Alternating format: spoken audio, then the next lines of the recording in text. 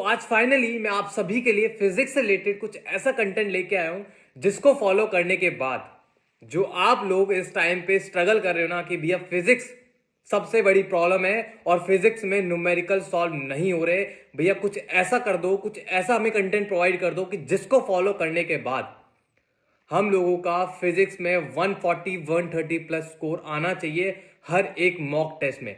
और even mock test में ही नहीं, हमारे जो नीट फाइनल एग्जाम होगा उसमें भी हमारे फिजिक्स में 140 प्लस स्कोर आना चाहिए। तो हाँ मेरे दोस्त, आज मैं आप सभी के लिए कुछ एक ऐसा कंटेंट प्रिपेयर करा है कि जिसको बनाने में मैंने बहुत एफर्ट मारे, बहुत एफर्ट। और रियली 20 to 30 ईयर्स के पेपर को एनालाइज करने के बाद न्यू पैटर्न्स पे जो एग्जामिनर आप सभी के लिए पेपर्स बना रहा है उन सभी को एनालाइज करने के बाद मैंने आप सभी के लिए सभी 90 लाइक जितने भी आपके चैप्टर्स हैं total like physics, chemistry and bio, तीनों सब्जेक्ट की स्पेशली वीडियो प्रिपेयर करूंगा। तो सबसे पहले हम फिजिक्स की बात करेंगे। इसके अंदर मैं आप सभी को कुछ ऐसे इंपॉर्टेंट टॉपिक्स देने वाला हूं कि अगर आपने इनको फॉलो किया और इन्हीं टॉपिक्स को आपने मल्टीपल टाइम रिवाइज किया, क्योंकि इन टॉपिक्स के अंदर कुछ स्पेशली ब्लू कलर से कुछ मेंशन है जो कि आप ध्यान से सुनना जब मैं बताऊंगा, तो प्लीज ये अच्छे से फॉलो करना। और एक रिक्वेस्ट आप सभी से, इतनी मेहनत कर रहा हूं मैं और मेरी टीम, बहुत एफर्ट लगा रही है आप सभी के लिए। एक एफर्ट आपको लेना है कि ये वीडियो अगर आपको हेल्पफुल हो तो प्लीज अपने एक बेस्ट मित्र को, बहुत अच्छे दोस्त को शेयर जरूर करना। स्टार्ट करते हैं कि भैया आपने टॉपिक्स कैसे बनाए। देख, इन टॉपिक्स को बनाने में मैंने एक वीक अपना पूरा लगाया था और लास्ट 20 to 30 ईयर्स के पेपर्स को अच्छे से एनालाइज किया है कि किस चैप्टर से थ्योरी क्वेश्चंस पूछे जाते हैं, किस चैप्टर के किस टॉपिक से थ्योरी क्वेश्चन पूछे जाते हैं, कहां से फॉर्मूला बेस्ड क्वेश्चन आते हैं, कहां से ग्राफ बेस्ड क्वेश्चंस आते हैं, किस टॉपिक को आपको आधा पढ़ना है, किस टॉपिक को फुल प्रिपेयर करना है। और इस वीडियो में जो आप लोग फेस करते हो ना प्रॉब्लम की भैया हमसे पूरे चैप्टर का लेक्चर नहीं लिया जाता, आपको वो करना ही नहीं है। आपको सिर्फ जो टॉपिक्स मैंने मेंशन किए हुए हैं आप सभी को सिर्फ स्पेशली उन पे ही फोकस करना है। और अगर आपको यकीन नहीं होता है कि मेरे स्कोर 140 प्लस नहीं आएगा तो आप लोग सिर्फ एक एफर्ट करना है कि इनमें से एक वो दो चैप्टर, जो भी चैप्टर्स आपके मॉक टेस्ट में आने वाले हैं उन मॉक टेस्ट के पेपर्स इसमें से टॉपिक्स प्रिपेयर कर लेना और अपने मॉक टेस्ट एक अच्छे से अटेम्प्ट करके देख लेना। मैं 101% श्योर हूं कि आपके फर्स्ट मॉक टेस्ट में 140 प्लस स्कोर होगा, ये मेरी गारंटी है। राइट, अब मैं आपको इसमें एक्सप्लेन कर देता हूं क्योंकि मैं कुछ डिफरेंट कलर से इसमें कुछ लिखा हुआ है तो वो मैं आपको प्रॉपरली एक्सप्लेन कर देता हूं। लाइक सबसे जो बहुत एक डिफिकल्ट चैप्टर होता है ना बच्चे के लिए, वो होता है रोटेशन मोशन और सेंटर ऑफ मास। तो मैं सबसे पहले उनको ही डील करूंगा कि उसमें पूरा एक्सप्लेन करूंगा कि कैसे कैसे आपको पढ़ना है, कैसे कैसे टॉपिक्स को करना है। ठीक है, तो सबसे पहले मैं उठाता हूं रोटेशन मोशन। देखो, रोटेशन मोशन के अगर आप लोग लास्ट 20 ईयर के पेपर एनालाइज करोगे ना तो उसमें से सिर्फ 5 से 4 टॉपिक है जो कि हर साल एग्जामिनर रिपीट करता है। और हम लोग क्या करते हैं कि जैसे ही रोटेशन मोशन चैप्टर होता है उसकी डिफिकल्टी लेवल को देखते ही सब कुछ बंद करके साइड हटा देते हैं कि रोटेशन मोशन सबसे टफेस्ट चैप्टर है, हमसे नहीं होगा और हम नहीं कर सकते। बट जब आप एग्जाम में अपीयर होते हो और उस चैप्टर के क्वेश्चंस करते हो, अटेम्प्ट करते हो, तो आपको एक रिग्रेट फील होगा कि यार भैया अगर हम सिर्फ इन टॉपिक्स को कर जाते ना तो हमारा नीट में बहुत अच्छा स्कोर होता और आज हम एक डिसेंट मेडिकल कॉलेज में, एक बेस्ट मेडिकल कॉलेज में होते। तो जैसे कि मैंने रोटेशन मोशन में टॉपिक्स मेंशन किए हैं तो ये लास्ट 30 ईयर्स के बेसिस पे मैंने बेस्ट टॉपिक्स एनालाइज करके निकाले हैं और यहां पे मेंशन किए। अब सबसे इंपॉर्टेंट कि कुछ चैप्टर्स आपके ऐसे होते हैं जिनके अंदर सिर्फ डायरेक्ट फॉर्मुला बेस्ड क्वेश्चन आता है, डायरेक्ट ग्राफ बेस्ड क्वेश्चन आता है, फॉर्मुला बेस्ड बता ही दिया, स्टेटमेंट वाइज क्वेश्चन आता है एंड आपके एसोसिएशन रीजनिंग क्वेश्चंस आते हैं। अब मैं रोटेशन मोशन उठाता हूं। अब रोटेशन मोशन में जैसे मैंने पे टॉपिक्स मेंशन किए हुए हैं, ठीक है, लाइक मैंने theorem of momentum of inertia या फिर आप radius of gyration.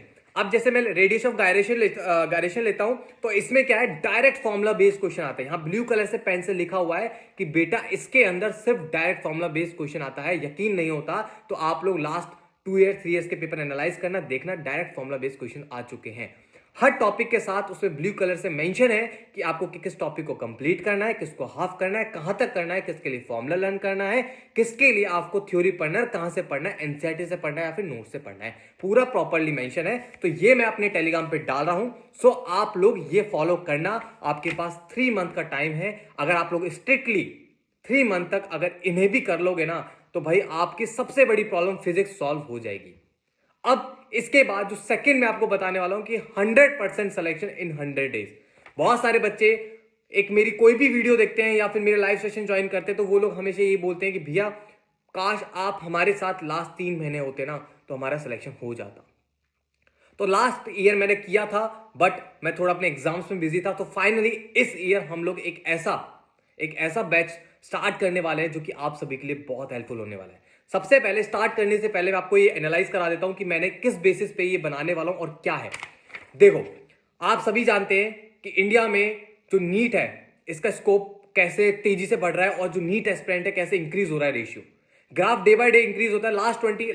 Last year का अगर एनालिसिस देखें तो 22 लाख स्टूडेंट्स अपीयर होते नीट एग्जाम में, बट इस साल 25 लाख प्लस स्टूडेंट्स अपीयर होने वाले हैं। अब इसमें से जो सबसे बड़ा चैलेंज होता है कि यार भैया इतने सारे बच्चे अपीयर होने वाला है, मेरा सिलेक्शन कैसे होगा। सो इसके अंदर मैंने 3 टाइप के स्टूडेंट को कैटेगराइज किया है। सबसे पहला स्टूडेंट है 30% स्टूडेंट। 100% में से 30% स्टूडेंट्स ऐसे स्टूडेंट्स होते हैं जो कि पढ़ते नहीं है, जो फोर्सफुली या फिर भाई किसी को देख के आए और नीट की प्रिपरेशन कर रहे हैं, एक टाइम के बाद वो अपनी पढ़ाई वढ़ाई छोड़ देते हैं और मस्ती वगैरह करते हैं, घूमते फिरते मौज करते हैं। तो उन बच्चों को तो हमें काउंट नहीं करना। उसके बाद 60 to 75 या फिर 60 to 65 स्टूडेंट्स ऐसे होते हैं जो रियली मेहनत कर रहे होते हैं, बट कुछ कंडीशंस ऐसी होती हैं कि जो उनको सिलेक्शन नहीं दिलावाती। क्यों? क्योंकि उनको कुछ प्रॉपरली नॉलेज नहीं होता कि हमें चीजें कैसे करनी है। रिमेनिंग 5 to 10% स्टूडेंट्स ऐसे होते हैं जिनका सिलेक्शन श्योर होता है कि भैया तेरा सिलेक्शन तो होगा ही तो होगा। बट आज जो मैं बैच स्टार्ट करने वाला हूं ना, इसके अंदर मैं सिर्फ 60% स्टूडेंट्स को लेने वाला हूं, जो बच्चे एवरेज है, जिनके अंदर कैपेबिलिटी है कि वो लोग कर सकते हैं। बट द थिंग इज कि उन्हें ये नहीं पता कि भैया हमें पूरा सिलेबस कैसे रिवाइज करना है, मॉक टेस्ट में अच्छे नंबर नहीं आ रहे, क्लासेस जो चल रही है उन्हें प्रॉपरली मैनेज कैसे करना है, मॉक टेस्ट में स्कोर अच्छा नहीं आ रहा है, सिलेबस रिवाइज कैसे करना है कि भैया पीछे का तो पूरा गायब।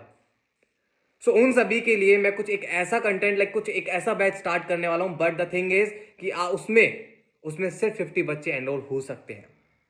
अब उसमें क्या करेंगे कि भैया 60 to 65 स्टूडेंट्स हैं, ठीक है, सॉरी 60 to 65%। अब उसमें क्या करेंगे, जैसे कि 60 to 65% एवरेज स्टूडेंट है, राइट।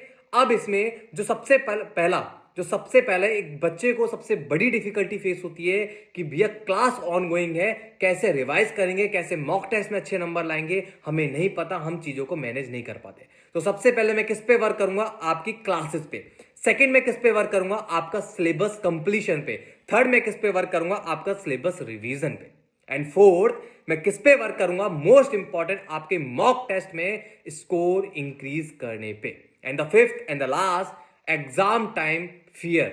आप सभी को सबसे बड़ा एक चैलेंज फेस करना पड़ता है कि भैया एग्जाम टाइप का एक स्ट्रेस है कि भैया एग्जाम आने वाला है, कैसे प्रिपेयर करेंगे, सब कुछ भूलने वाला हूं, कैसे मतलब अफड़ा तफड़ी मची हुई है कि भैया समझ नहीं आ रहा कैसे करना है, क्या करना है। सो इन बच्चों के लिए मैं एक बैच स्टार्ट करने वाला हूं। इस बैच में मैं डेली बेसिस पे आप सभी के साथ लाइव आऊंगा, ठीक है। 50 स्टूडेंट्स हम लोग लेंगे, डेली लाइव आऊंगा, डेली टारगेट दूंगा, डेली प्रॉब्लम सॉल्व आउट होंगी, डेली इंपॉर्टेंट टॉपिक्स पे डिस्कशन होगा और the most important NCERT based test paper, mock test paper, full syllabus, part syllabus, chapter wise papers मैं प्रैक्टिस करवाऊंगा तुम लोगों को।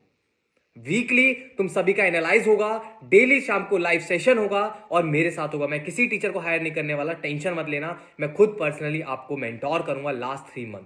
और फरवरी, मार्च और अप्रैल, फरवरी में हम फोकस करेंगे आपका सिलेबस कंप्लीशन, एंड मार्च में आपका फोकस करेंगे रिवीजन, एंड अप्रैल में हम फोकस करेंगे भैया आपका एक डिसेंट मेडिकल कॉलेज।